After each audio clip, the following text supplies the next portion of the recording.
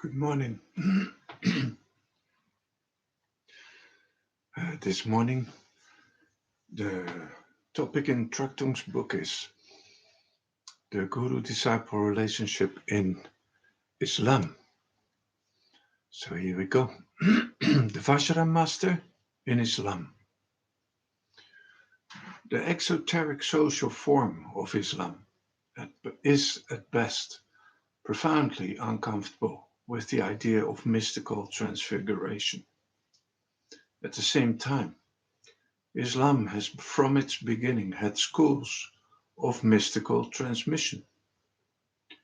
At the heart of these lineages is the disciple's relationship as lived with the sheikh, pir, or murshid.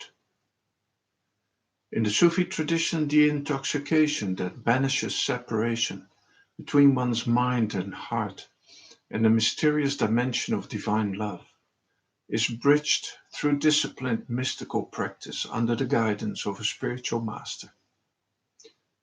This relationship with the spiritual master is not only at the heart of the path, but is also the heart of the practice. The practices rest on the living ground of this love. In the last 2 decades, translations of great Sufi poets such as Rumi and Hafiz have made the feeling dimension of the guru-disciple relationship available in every bookstore across the nation.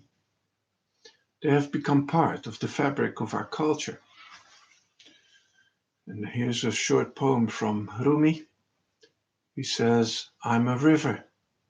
You are my sun. You are the medicine of my broken heart.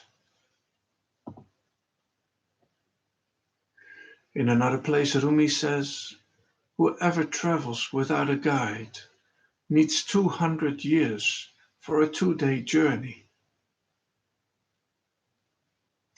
Again and again throughout his poetry, Rumi sings of the joy, pain, love, sorrow, and transformation that arises in the authentic relationship between a spiritual seeker and the guide. Again and again, as one who has walked the whole path and is lost in the wisdom bliss of realization, he speaks of the need for a guide and the dangers of not having one.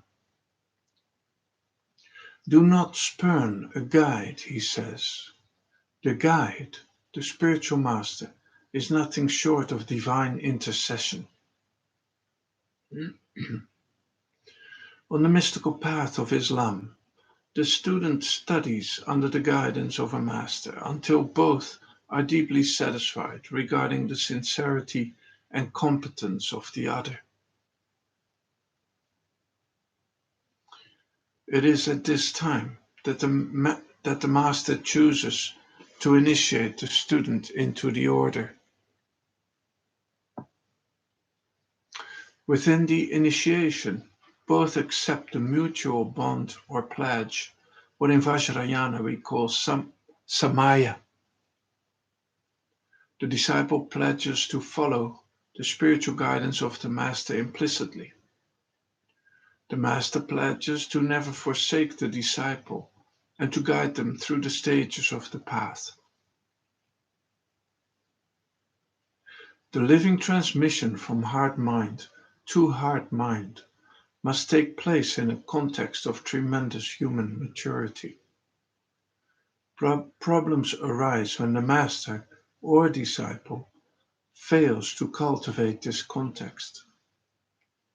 The mystic path is not without trials. One must trust that the master is always and only interested in the disciple's advancement. I said, "Thou art harsh." He replied, "Know that I am harsh for good, not from rancor and spite. Whoever enters saying, 'This I smite him on the brow. For this is the shrine of love, O fool. It is not a shelter for sheep. Rub thine eyes and behold the image of the heart." So, it's from Rumi.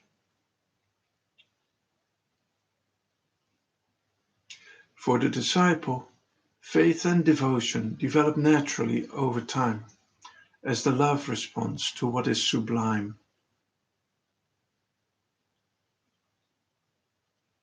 For one who is suited to the esoteric process, the relationship with the authentic teacher is not one wherein we feel degraded or belittled.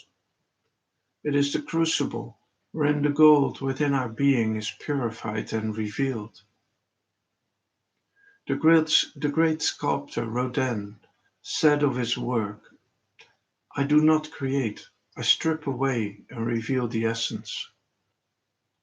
It is in the face of the beloved, the spiritual master, that one comes to know one's highest potential, reflected not in sycophantic reflect. Okay, I read it again.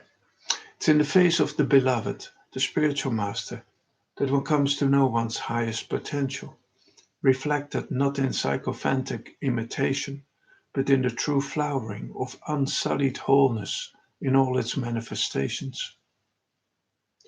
When Rumi wrote of his master Shams, he said, "In my passion for his reality, not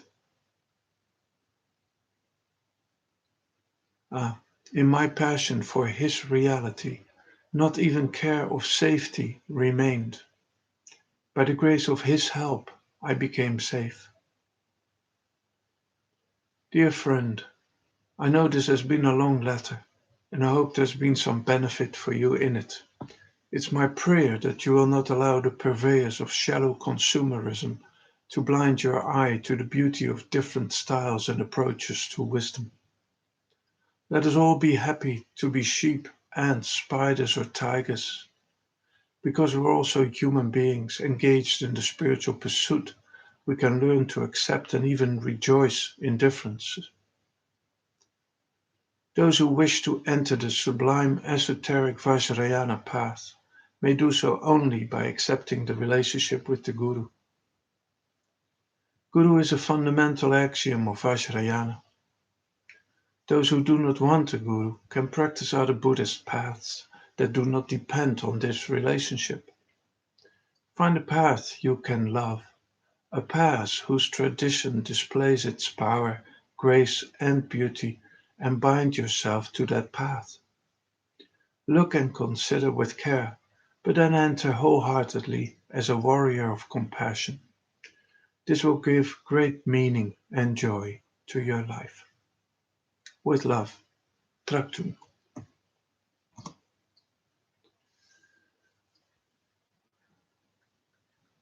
So I have to stop for a few minutes and then I will carry on.